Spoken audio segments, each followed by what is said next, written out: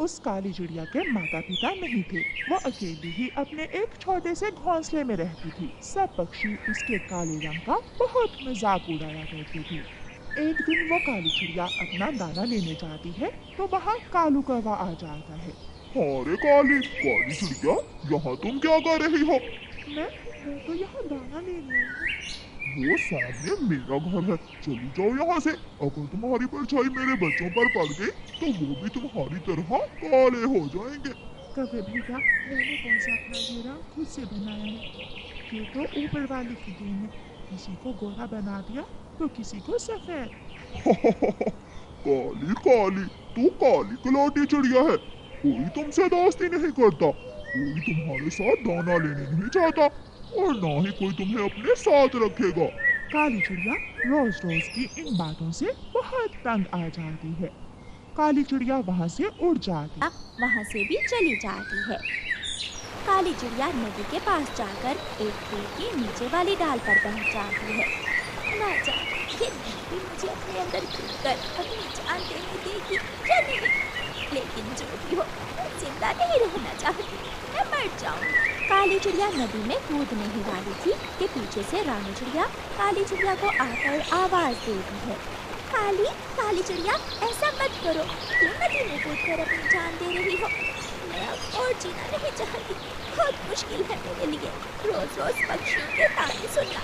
रोज रोज मरने से अच्छा है कि मैं एक बार ही मर जाऊं। ऐसा मत करो, तुम मेरे साथ मेरे घर चलो, मेरे साथ रहो, मैं दोस्ती करूंगी तुमसे, मैं जाऊंगी दाना लेने तुम्हारे साथ।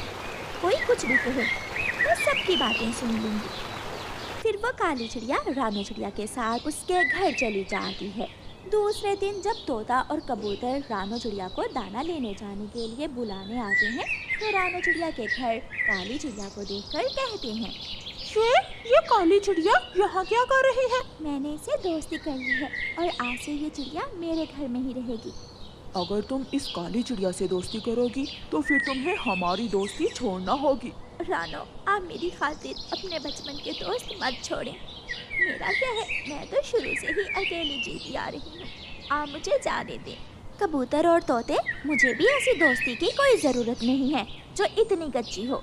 तो ठीक है, तुम आज से अपना दाना लेने इस काली चिड़िया के साथ ही जाया करो, हम जा रहे हैं। आप घोंसले की मरम्मत करने के बाद घर से बाहर निकलकर धूप में बैठ जाना, मैं दाना लेने जा रही हूँ। मेरी वजह से आपके दोस्त आपको तंग करते हैं, मैं शर्मिंदा हूँ। आपका दिल बहुत बड़ा है, दूसरों का हमेशा अच्छा सोचती हो आप, मुझे आपसे बढ़कर कोई दूसरा दोस्त नहीं है। रानो चिड़िया भी दाना लेने निकल जाती है। दोपहर के बाद एक शिकारी जंगल में आता है और सुलगती हुई बीड़ी सूखी घास पर फेंक देता है। शिकारी तो वहाँ से चला जाता है, लेकिन बीड़ी की सुलगती हुई राख से घास में आग लग जाती है जो थोड़ी ही देर में भरने लगती है और जल्दी ही तोते के घर तक पहुँच जाती है। बचाओ बचाओ, पापा पापा कहाँ है, मुझे बचा ले, आग में जलकर मरना नहीं चाहता, पापा मुझे बचा ले।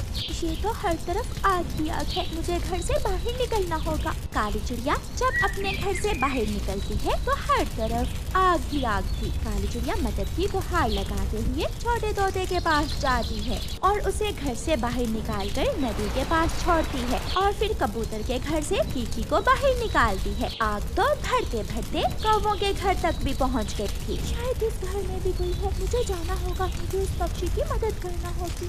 काली चिड़िया के पंख जलने लगते हैं, घायल हो जाते हैं, लेकिन वो कौवे के बेटे को भी जलती हुई आग से बाहर निकालकर दूसरे बच्चों के पास छोड़ देती है। सबके घर जल जाते हैं, लेकिन सबके बच्चे काली चिड़िया ने बचा लिए थे। शाम को जब तोता कबूतर और कौवा वापस आते हैं तो अपने जले हुए घर देखकर रोने लग जाते हैं। हम लुट गए, हमारे बच्चे आग में जलकर मर गए, हमें मालूम ही नहीं हुआ कि ये सब कैसे हुआ। अब कभी भी हम अपने बच्चों को देख नहीं सकेंगे। मेरा छोटा कीकी बहुत रोया होगा जब आग में जला होगा। काली चिड़िया वहाँ आती है, आप सबके बच्चे सुरक्षित हैं, मैंने उन सबको नदी के पास पहुँचा दिया है। ऐसा कहते हुए काली चिड़िया गिर जाती है।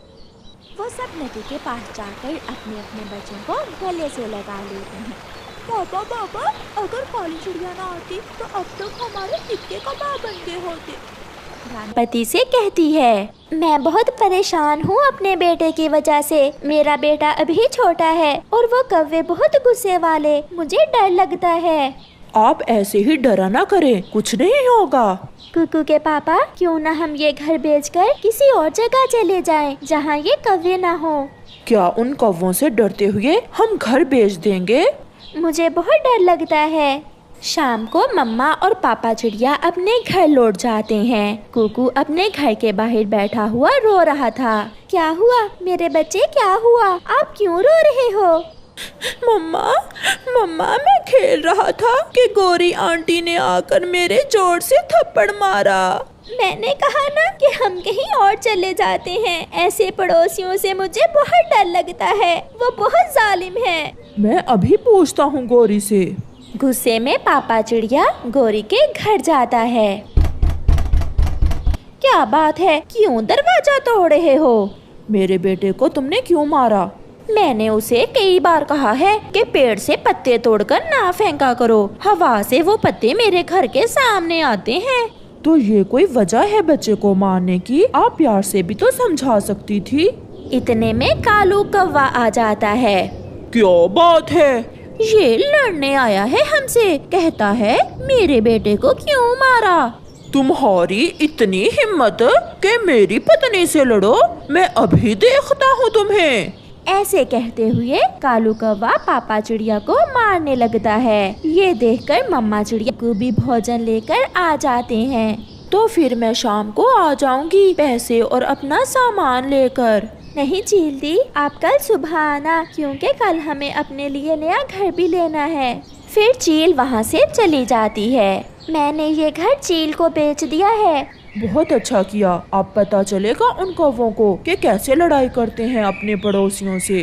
दूसरे दिन चील अपना सामान लेकर आ जाती है। चिड़िया, उसका पति और उनका बेटा भी तैयार बैठे हुए थे। वो चील से अपने घर की कीमत लेकर वहाँ से चले जाते हैं।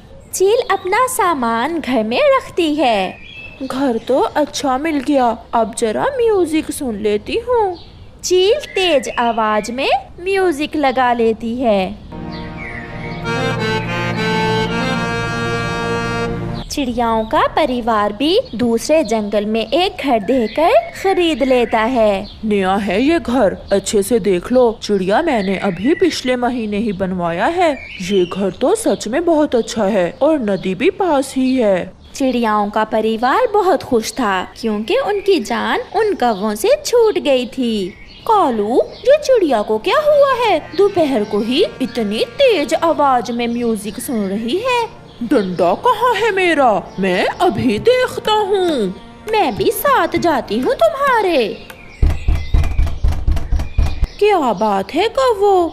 चील दी, आप यहाँ कैसे? ये घर मैंने चिड़िया से खरीद लिया है और तुम ये डंडा लेकर क्या करने आए हो यहाँ?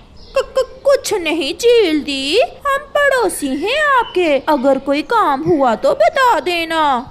दफा हो जाओ यहाँ से, सारा मेरे म्यूजिक का मजा खराब कर दिया। कौवे डरते हुए चले जाते हैं। रात हो जाती है। चील म्यूजिक की आवाज और भी तेज कर देती है। कालू, वो चिड़िया तो हमसे भी 2 हाथ आगे निकली, चील को अपना घर बेच गई। गौरी, वो चिड़िया बहुत अच्छी थी। मैं जाता हूँ, चील दी की विनती करता हूँ कि थोड़ी आवाज कम करे। कौवा जाता है। कौवे, इस समय क्या बात है? चील दी, अगर आप थोड़ी सी म्यूजिक की आवाज कम कर लें तो मेहरबानी होगी आपकी। मैं अभी करती हूँ।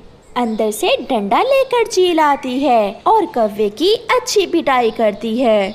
मुझे छोड़ दो चील दी, गलती हो गई। जाओ, दफा हो जाओ और याद रखना, मुझे ऊंची आवाज में म्यूजिक लगाकर ही नींद आती है। फिर कुछ दिन बाद कौवा और कौवी वो घर छोड़कर एक पुराने घोंसले में रहने लगते हैं। प्यारे दोस्तों, इस कहानी से हमें सीख मिलती है कि जो किसी कमजोर के साथ जुल्म करता है, अंत में उसका हमेशा बुरा ही होता है।